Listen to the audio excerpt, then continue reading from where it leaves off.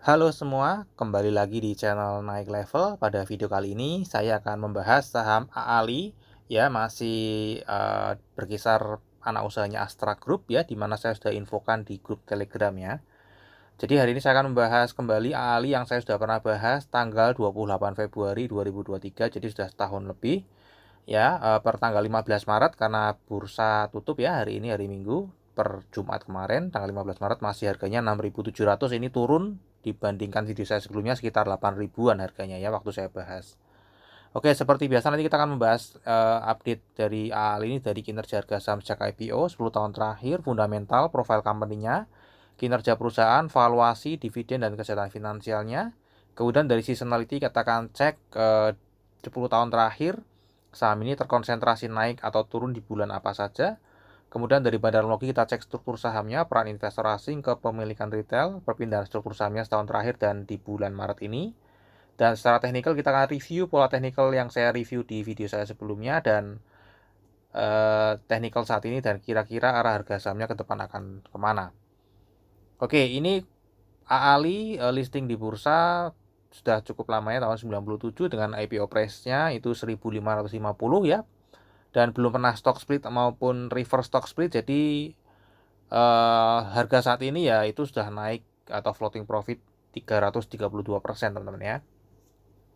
Nah, untuk harganya 10 tahun terakhir ini sedang floating minus kebanyakan ya, hanya 1 minggu ini juga ya nggak naik nggak turun ya, cuma 0,75% ya.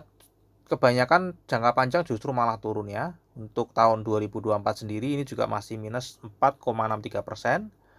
Harga tertingginya pernah di 8.425 ya, ini setahun terakhir ya, mungkin waktu saya review 8 ribuan sekian ya. Terendahnya 6.550, jadi sekarang ini ya mendekati harga terendahnya teman-teman ya.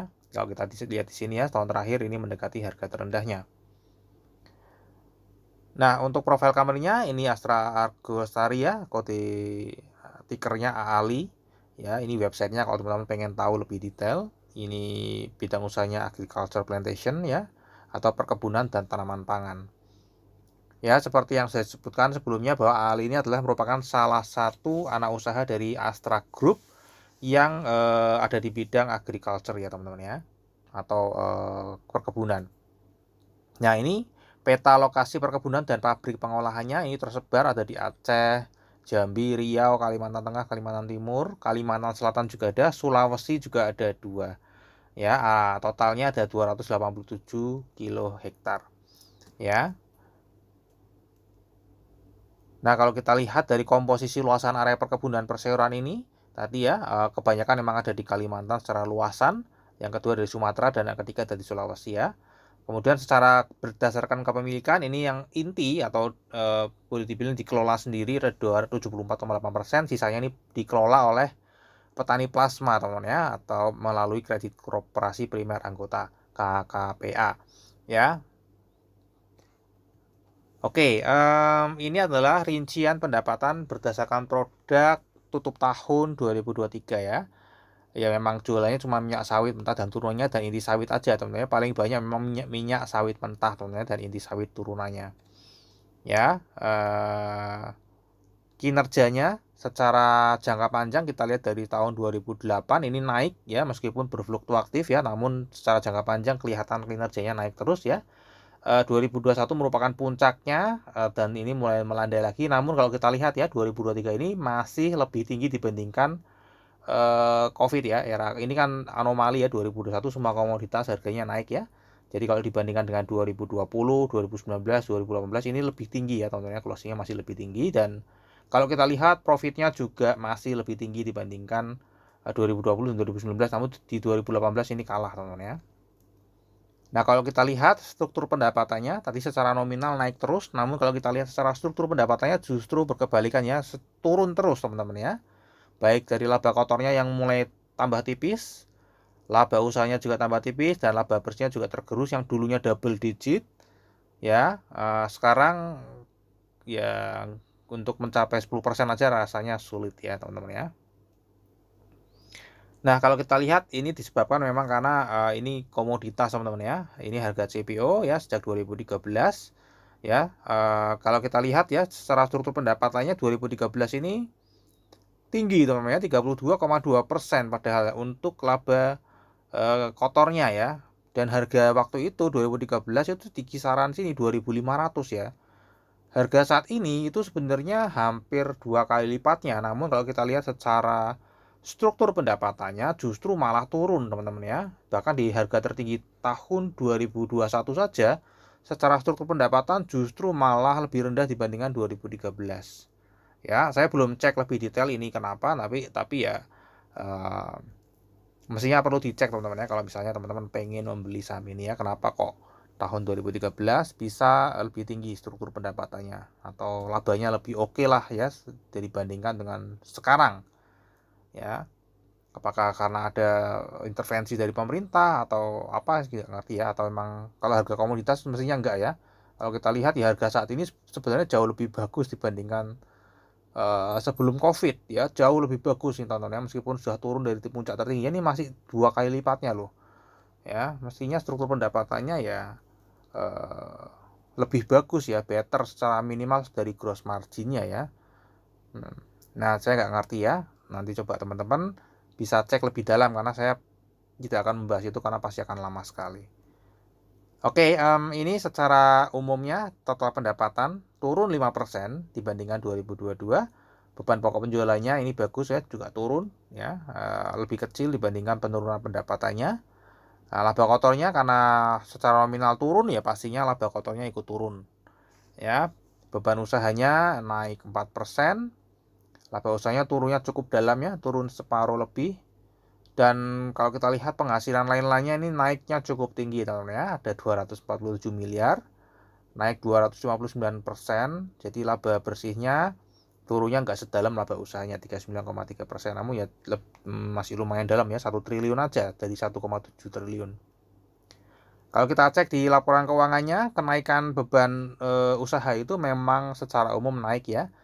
Beban umum administrasinya naik, beban penjualannya juga naik ya. Untuk biaya pendananya ini turun sih ya, 2022 ini turun. Nah, kemudian tadi ada di luar operasional penghasilan bunga ya.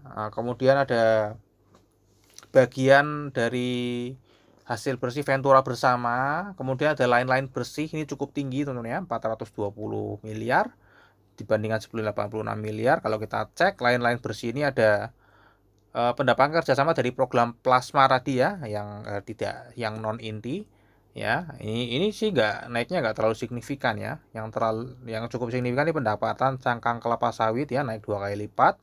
Pendapatan klaim, nah saya nggak ngerti ini klaim apa ya, mungkin asuransi atau apa, nggak tahu. Kemudian ada perubahan nilai wajar aset biologis ya, ini tidak cash ya, non cash mestinya. Pengembalian iuran pensiun, dana vaskes, ada pendapatan ini ya, ini ada penjualan bibit dan lain-lainnya juga cukup lumayan tinggi ya. Nah, kira-kira seperti itu ya. Jadi di luar operasional ya ada juga lumayan lah, 443 miliar. Nah, untuk valuasinya sendiri pada saat video ini dibuat, ini adalah valuasi terendahnya teman-teman ya. Ada di 0,59. Ya, dimana rata-rata biasanya diperdagangkan di PBV 1,59 ya. Kenapa kok valuasinya turun? Karena padahal harganya juga turun ya, price to book value-nya turun gitu ya. Kalau kita lihat ya, 2014 PBV-nya sangat tinggi. Tadi kita lihat ya, di 2014 secara struktur pendapatan masih sangat menguntungkan. Nah, justru di saat harganya naik ya, CPO harganya naik, malah struktur pendapatannya justru malah tambah turun. Ya, sehingga ya ini tambah murah teman-teman ya secara book value-nya dibandingkan dengan harga sahamnya. Harga sahamnya turun terus ya, book value-nya kan nggak turun teman-teman ya. Book value-nya karena dia profit ya, mestinya bertambah ekuitasnya. Nah, untuk PER-nya sendiri kalau kita lihat ini juga rendah, lebih rendah daripada rata-rata, namun bukan yang terendah, masih di 12,2. Untuk earning yield kita lihat ya, saat ini ada di earning yield 8,1%, di mana ya ini masih masuk di harga mahal ya, karena harga wajar itu menurut versi naik level adalah di earning yield 10 sampai 15%. Kalau di bawah 10 berarti mahal, kalau di atas 15% berarti murah. Dan ini earning yield-nya juga di atas rata-rata teman-teman ya, lebih murah daripada biasanya diperdagangkan. Nah, berapa harga wajarnya ya dengan book value-nya 11.000 ya, itu ada di PBV 0,32 sampai 0,48. Ini adalah harga wajarnya ya, atau kalau kita konversi ke harga itu di 3.600 sampai 5.491. Jadi harga saat ini itu masih kemahalan ya, lebih mahal dari harga wajarnya, itu kemahalan 22 sampai 83%. Kalau kita lihat ya, ada 15 analis yang merating AALI ini ya, dan dari 15 analis 10 hold ya, buy 3 dan sell 2. Jadi ini lebih cenderung ke hold, artinya kalau sudah punya ya hold aja. Dengan targetnya rata-rata, jadi dari 15 analis ini memberikan harga target itu di rata-rata 7.100 ya, itu masih di atas harga wajarnya dari naik level ya. Yang paling rendah di 57, itu pun masih di atas harga wajar tertingginya teman-teman ya, jadi masih mahal. Oke, untuk dividen ini rutin bagian dividen ya, karena memang ya sawit ini mestinya diambil terus ya profitnya untuk dikembangkan di perusahaan lain ya. Dengan yieldnya ya tambah lama tambah lumayan. Kenapa? Karena harganya tambah lama tambah turun teman-teman ya. Kalau dulu sempat ya 2010, 2, 4, 3 ya. Kemudian kalau untuk di 2024 ini ya, prediksinya kan ini konsisten ya, stabil di 45% DPR-nya. Jadi saya anggap aja ini 549, closing 45% ada di 247 ya. Jadi totalnya 3,68% dengan harga 6.700 ya. Kalau harganya lebih tinggi tentu saja ini lebih rendah. Sisanya 247 dikurangi 82 itu ada 165, nanti estimasi akan dibagikan ya. Bulannya mungkin, nah ini sama ya, grup Astra mestinya bulan 4, 10 mestinya sama barengan semua. Karena kalau Astra Internasional ASI induknya mau bagian dividen kan mestinya dia dapat dari anak usahanya dulu ya, bulan 4 dan 10 sama teman-teman ya. Kira-kira bulan depan ya kira-kira kan bagian 2,4% dari harga saat ini. Untuk kesehatan finansialnya kita lihat di sini fine aja ya, masih terjaga quick ratio-nya karena ratio juga terjaga. Debt to equity ratio-nya kalau kita lihat secara jangka panjang ini selalu turun, jadi bagus. Untuk quarterly ini juga turun terus teman-teman, jadi ini terjaga juga utangnya teman-teman ya. Nah, untuk seasonality kalau kita lihat terpusat di atas 60% itu ada di bulan Agustus dan Oktober ya naiknya teman-teman ya. Untuk turunnya ini ya, ini kita lihat ya 2024 turun.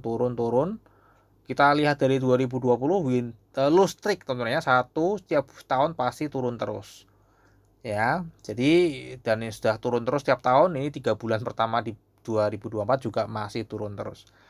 Nanti di April dan Mei chance untuk naiknya juga cuma 20% teman-teman ya. Jadi mungkin dividen tidak begitu signifikan tadi kan, secara yield juga tidak terlalu besar ya, dan harga sahamnya sebenarnya 6.700 cukup besar teman-teman ya. Satu lotnya kan 670.000 ya berarti ya. Oke, kemudian kalau kita cek secara struktur sahamnya tadi ini Astra Internasional memiliki 61 plus 17 ya, sisanya ini masyarakat.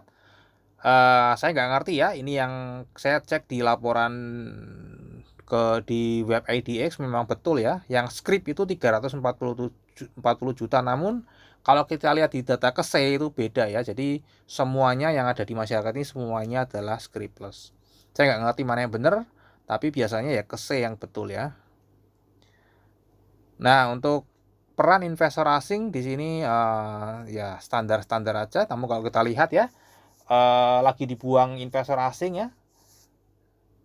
Sejak tahun 2023 ini dibuang, 2024 juga setiap bulan buang ya, Januari buang, Februari buang, Maret juga buang, dan Maret kalau di breakdown lagi per hari ini juga dari 1 sampai tanggal 15 hari kerja itu hanya satu kali yang naikin harga, yang lainnya dia buang barang.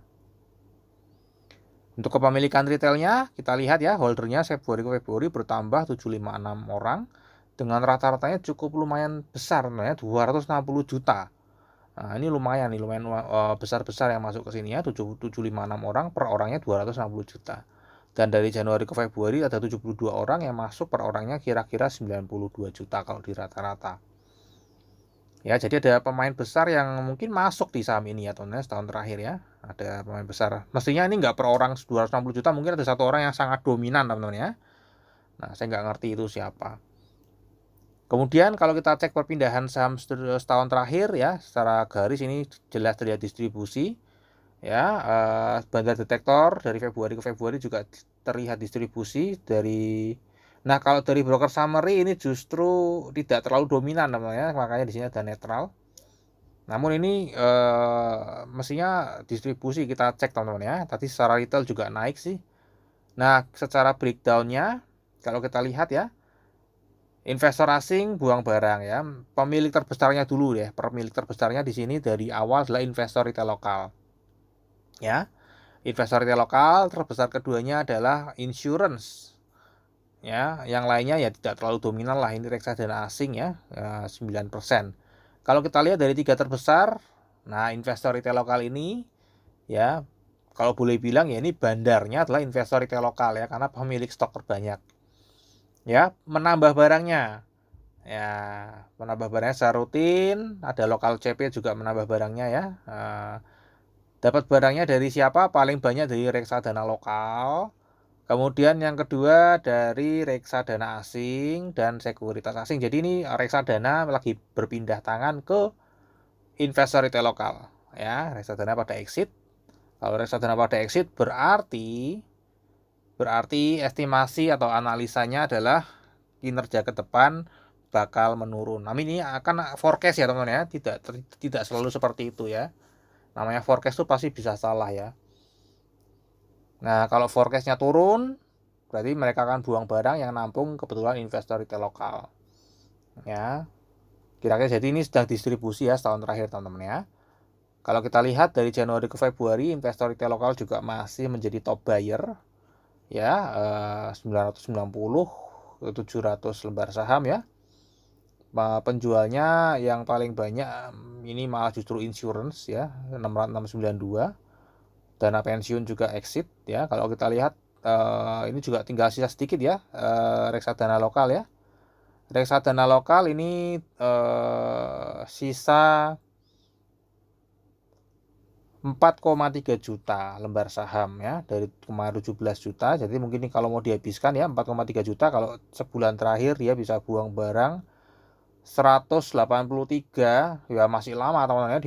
Di 4 juta dibagi 200.000 masih cukup lama, 20 bulanan ya, masih cukup lama, bisa turun terus teman-teman kalau misalnya ada tekanan jual terus.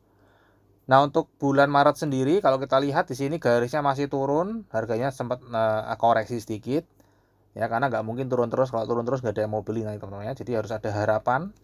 Kalau orang teknikal kan technical rebound, buy gitu ya, terus turun lagi. Kalau ada stop lossnya selamat, kalau nggak ada stop lossnya ya nyangkut ya. Ini secara bandar detektor distribusi, kemudian dari broker summary juga terlihat sedang distribusi ya. Oke, kemudian untuk secara teknikal kita cek ya, pembahasan teknikal di video saya yang sebelumnya tanggal 28 Februari 2023 atau tahun lalu, sudah lama sekali ya. Waktu itu harganya masih 8375. Saya prediksi dia akan ranging, kemudian dia akan turun ya, turun ke 7550. Nah, ini waktu itu di sini ya. Nah, saya prediksi dia akan ranging. Nah, rangingnya cuma sebentar aja, kemudian dia turun ya ke 7550, bahkan bablas ke 7000 ya di sini ya. Nah, 7550 bablas ke 7000, jadi ini sudah kena ya. Bablas ke 7000, naik lagi, turun lagi sampai saat ini turun lagi ya teman-teman ya. Likuiditasnya mirip lah ya dengan yang sebelumnya ya, sekitar 5 M-an per hari. Nah, kira-kira harga sahamnya ke depan akan kemana? Kalau tadi dari analisa fundamental, seasonality maupun bandarmologi, sebenarnya ini mudah ya. Pastinya harganya akan tetap turun teman-teman ya, pasti akan tetap turun. Mungkin ada technical rebound gini ya. Harapan wah ini sudah bottom nih, beli ya. Ternyata turun lagi. Ini sudah bottom nih, orang sudah nggak takut beli, dibuat rebound seolah-olah wah itu sudah bottom, beli lagi. Mungkin bisa ke 5.500 bisa ya, kalau kondisinya masih seperti ini terus teman-teman ya. Jadi kondisinya artinya dari fundamental masih turun terus, struktur pendapatannya turun terus, meskipun tadi ya harga CPO sempat naik tinggi sekali, tapi ternyata lebih bagus di tahun 2014 performanya dibanding dengan 2021 ya. Terus kemudian dari bandarnya juga reksadana masih buang barang, nanti kita lihat reksadana lokal aja itu masih kira-kira 20 bulan lagi bisa ngabisin barangnya karena ini likuiditasnya tidak terlalu besar teman-teman ya. Nah ditambah lagi nanti kalau para investor retail nonton video ini tahu sedang distribusi, nggak ada yang mau beli ya tambah susah lagi, mungkin harganya malah dinaikin teman-teman ya, supaya ada harapan gitu ya. Wah pokoknya akan kalau diturunin investor retail nggak tertarik berarti akan dinaikin harganya. Gitu kira-kira lah ya. Oke, terakhir di sahamnya teman-teman ya, kinerja jangka panjangnya ini tadi naik, kinerja jangka panjangnya sedang turun, valuasi mahal, rutin bagi dividen, forecast-nya ini 2,4% di bulan April ya. Berpotensi naik di atas 60% ada di bulan Agustus dan Oktober. Secara bandarologi, setahun terakhir ini sedang distribusi, Maret ini juga sedang distribusi dan teknikalnya downtrend dan kemungkinan akan tetap terjadi downtrend. Terakhir disclaimer teman-teman, jadi analisa yang saya bagikan di YouTube ini adalah analisa saya pribadi yang tentu saja juga bisa salah. Ya ini bukan ajakan jual atau beli saham Ali, ini hanya sebagai kepentingan konten saja, edukasi ya buat teman-teman yang mau membeli saham Ali atau menjual saham Ali, mencari informasi, bisa jadikan video saya ini sebagai second opinion saja. Ya, jika analisa yang saya bagikan itu mendukung analisa teman-teman ya silakan melakukan keputusan investasi. Namun jika analisa saya kontra ya dianalisa ulang, atau mungkin kalau bingung bimbang ya cari perusahaan lain itu ya. Masih banyak, ada 900 emiten di Bursa Efek Indonesia. Oke, sampai di sini dulu aja analisa saham Ali ya. Semoga bisa bermanfaat. Kita akan ketemu lagi di video yang berikutnya.